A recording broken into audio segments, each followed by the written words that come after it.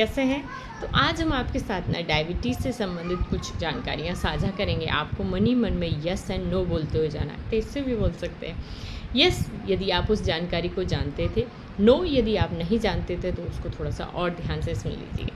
तो क्या आप जानते हैं डायबिटीज़ एक मेटाबॉलिक डिसऑर्डर है? इसका मतलब है कि जैसे कोई खाना है, चाहे हम वो कार्बोहाइड्रेट लें, प्रोटीन लें, फैट लें, बॉडी के लिए उसका मतलब है कि इसमें से इतना एनर्जी जाना है, विटामिन जाना है, मैक्रोन्यूट्रिएंट्स जाने हैं, माइक्रोन्यूट्रिएंट्स जाने हैं, क्या-क्या मतलब का रखना है और बाकी वेस्ट प्रोडक्ट निकालना है। यदि कोई मेटाबॉलिक डिसऑर्डर है तो आप समझ सकते हैं इसका खाने से कितना सीधा संबंध है।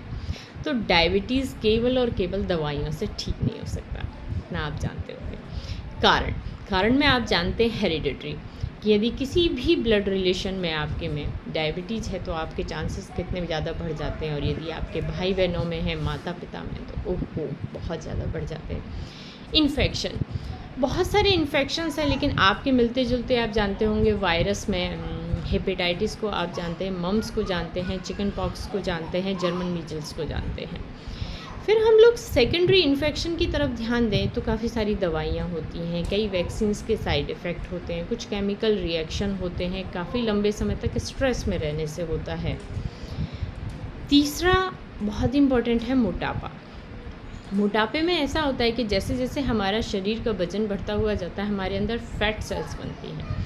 फैट सेल्स भी अपना एक इंसुलिन का ना उसको सीक्रेट करवाने में उनका रोल होता है। तो इसको ऐसे समझते हैं कि जो एक नॉर्मल बॉडी वेट है उसमें जो 100 ग्राम ग्लूकोज है उसको निपटाने के लिए जितना इंसुलिन चाहिए होता है, जो मोटे वाले व्यक्ति हैं उनमें वही 100 ग्राम ग्लूकोज को निपटाने के लिए ज़्यादा इंसुलिन की ज़रूरत होती है। तो इसका मतलब हम लोग डायबिटीज़ की तरफ जा रहे हैं।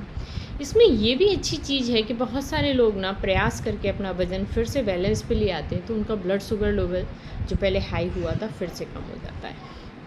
नॉर्मली हम कहेंगे कि आपको जो अपना ब्लड टेस्ट है शुगर के लिए 1 साल में 2 बार करवाना चाहिए, लेकिन यदि आपके किसी रिश्तेदार को डायबिटीज़ है या आपको बार बार पेशाब आता है, बार बार ना प्यास लगती है, तो या आपका जो इन्फेक्शन हो रहा है वो भर ही नहीं रहा है, कोई भी घाव है वो सूख ही नहीं रहा है, या आपको त्वचा का इन्फेक्शन बार बार हो रहा है, या आपका ना जैसे हम मिडिल एज में है, हमारा वज़न बढ़ने लग गया है, आपका भी यदि वज़न बढ़ रहा है तो आपको ब्लड शुगर चेक करना होगा प्लीज़। और यदि अचानक से ना किसी व्यक्ति का वज़न बहुत कम होने लग जाए जिसका कारण उसे नहीं पता हो, तो आपको करना होगा। तो नॉर्मली आप साल में 2 बार करेंगे। यदि ये सब परिस्थितियां हैं तो जब ऐसा हो रहा हो तब आप करेंगे ही करेंगे, साथ में हर 3 महीने या 4 महीने पर रिपीट। हमको समझना होगा कि हम बेकार शब्दों का इस्तेमाल नहीं करना चाहते, लेकिन अभी थोड़ा मार्केटिंग है, दवाई का चक्कर है,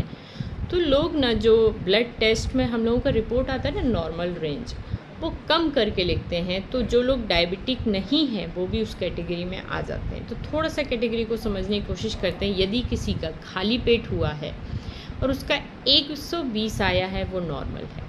खाने के बाद वाला जो हुआ है यदि वो आया 180 तक तो नॉर्मल है। यदि किसी का रैंडम हुआ है वो 160 तक आया है तो वो नॉर्मल है। एक होता है HbA1c, यदि वो 7 तक आया है तो वो नॉर्मल है। जब हम पेशाब की जांच करवाते हैं ना वो कई तरीके से होती है। एक होता है कि हम खाने के बाद करवाएं, एक होता है कि पेशाब जब दें हम लोग उससे पहले ना कुछ कार्बोहाइड्रेट वाली चीज़ें खा लें, जैसे ब्रेड हो सकता है, फ्रूट्स हो सकते हैं, स्वीट्स हो सकते हैं, अनाज हो सकता है। और एक होता है कि खाने के 3-4 घंटे बाद हम लोग यूरिन दें। तो चलिए आज के लिए इतनी जानकारी काफ़ी है, फिर हम आपके साथ ना इसकी डाइट के बारे में डिस्कस करेंगे। बाय।